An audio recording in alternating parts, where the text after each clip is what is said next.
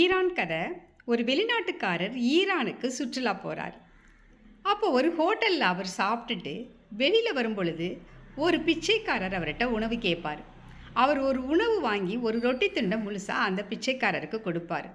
அவர் வாங்கிக்கிட்டு அவர் சொல்லுவார், நீங்கள் உங்களுடைய பயணம் சிறக்கட்டும், நீங்கள் சுற்றுலாவிற்கு வந்து உங்களுடைய பயணங்களை சிறப்பாக முடித்துவிட்டு சிறப்பாக நாடு செல்ல நான் கடவுளை பிரார்த்திக்கிறேன் அப்படின்னு சொல்லுவார்.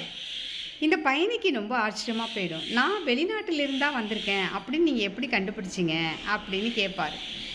அதுக்கு அவர் சொல்லுவார், நான் 20 வருஷமாக நான் இங்கே தான் இருக்கிறேன் பிச்சை எடுத்துக்கிட்டு. பட் எனக்கு யாருமே இதை மாதிரி முழு ரொட்டியை எனக்கு போட்டதில்லை. அதனால் நீங்கள் வெளிநாட்டுக்காரராக தான் இருக்கணும், அதனால தான் நான் வெளிநாட்டுக்காரன்னு உங்களை சொன்னேன் அப்படின்னு சொல்லுவார். இந்த கதை ஒரு நான் படித்த கதை. பட் ஆனால் நாம்